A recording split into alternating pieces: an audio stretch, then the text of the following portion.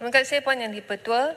Saya ingin minta Menteri Perdagangan dan Komoditi menyatakan sama ada keputusan WTO terhadap rayuan Malaysia berkenaan diskriminasi EU terhadap minyak sawit masih membenarkan EU untuk melaksanakan Delegated Act yang mengharamkan minyak sawit sebagai biofuel menjelang tahun 2030.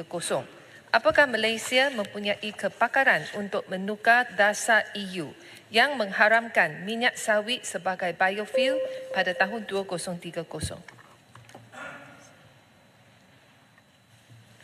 Terima kasih Yang Berhormat Puan Yang di-Pertua, berdasarkan kepada Delegated Act di bawah EU Renewable Energy Directive 2 atau EU RED 2, minyak sawit telah dikategorikan sebagai mempunyai kadar Indirect Land Use Change ataupun ILUC yang sangat tinggi. Pengimportan minyak sawit sebagai sumber bahan api oleh EU akan dilarang sepenuhnya atau phase out menjelang pada tahun 2030 sekiranya masih dikategorikan sebagai mempunyai kadar ILUC yang tinggi. Walau bagaimanapun, larangan ini dilihat mempunyai kekurangan dari segi ketelusan, kebolehpercayaan saintifik dan terdapat banyak andaian yang dibuat memberikan gambaran yang tidak tepat terhadap amalan kemampanan yang dipraktikkan dalam industri biobahan api negara. Selain itu, ia juga dilihat berat sebelah dan akan mewujudkan sekatan yang tidak sewajarnya serta bertentangan dengan amalan perdagangan bebas kerana melanggar prinsip-prinsip WTO iaitu Technical Barriers to Trade atau short form TBT dan General Agreement on Tariff and Trade 1994 atau GATT. Dalam hal ini, Indonesia dan Malaysia telah memfailkan aduan ke WTO ke atas tindakan EU ini. Yang pertama, Indonesia memfailkan aduan pada 9 Disember 2019. Manakala Malaysia memfailkan aduan pada 15 Januari 2021, kira-kira 13 bulan selepas Indonesia file. Puan Yang di-Pertua, pada pendapat saya, Malaysia tidak sepatutnya mengambil tindakan sedemikian. Hal ini kerana Delegated Act di bawah RED 2 menyasarkan biobahan api yang berasaskan minyak sawit dan tidak menyentuh isu-isu kemampanan keberkaitan minyak sawit secara umum atau direct. Indonesia adalah antara pengeluar biobahan api utama dunia ataupun PME, Palm Master Ester, merupakan input adunan biobahan api utama di Indonesia. Pada tahun 2023, dianggarkan 25.2% ataupun 12.2 juta metrik tan daripada pengeluaran CPO Indonesia diproses untuk menghasilkan PME. Pada tempoh yang sama, Malaysia hanya 1.4 juta. Daripada itu, biodiesel ini hanya 134,000 metrik tan. Sebab itu, apabila keputusan dikeluar, Indonesia telah mengambil pendirian bahawa apabila dia melihat Malaysia juga file isu ini dalam WTO, maka dia buat keputusan untuk tarik. Dia suspend dia punya kes. Jadi tinggal Malaysia. Ringkaskan jawapan. Jadi sebab itu hari ini, keputusan yang telah dibuat oleh WTO tidak ada siapa-siapa menang. Dia ada 20 isu yang bersangkut paut dengan ini, 10 dimenang oleh EU dan 10 dimenang oleh Malaysia. Tetapi banyak masyarakat di luar sana kurang faham soal isu ini. Jadi dia nampak seolah-olah kelapa sawit Malaysia lebih teruk daripada Indonesia. Sebenarnya Indonesia menarik dan dia mencari 12 bulan daripada hari ini untuk dapat keputusan. Tapi dia bagi kita dulu buat keputusan.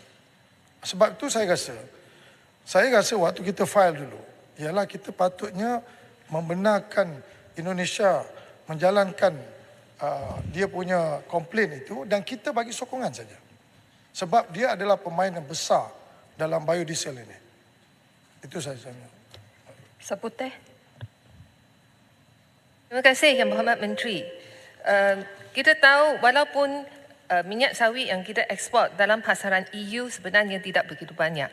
Tetapi masalahnya ialah yang propaganda yang negatif terhadap minyak sawit yang dikeluarkan daripada masyarakat EU akan mempengaruhi seluruh dunia. Jadi pandangan saya ialah adakah yang kementerian akan mengawalkan deadline bagi industri minyak kita ini keluarkan minyak sawit yang mematuhi yang piawaian masyarakat Eropah iaitu 3 MCPDE pada 2.5 ppm pada 3 MCPD 2.5 ppm dan juga bagi GE 1.0 ppm.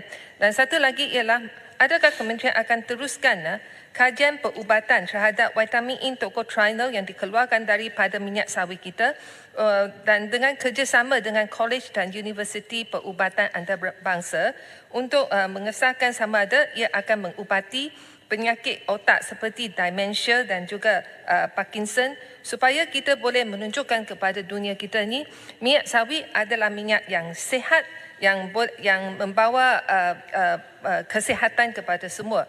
Ini adalah saya rasa adalah salah satu cara bagi kita untuk mengharumkan nama baik minyak sawit kita. Terima kasih Wabi. Saya hari-hari makan minyak kelapa sawit. You cadang tu. You cadang tu saya hari-hari makan. Now you ask all this detail. Okey, saya nak jawab.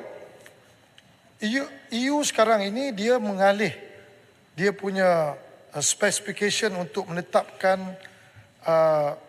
syarat-syarat untuk kita mengeksport kita punya produk.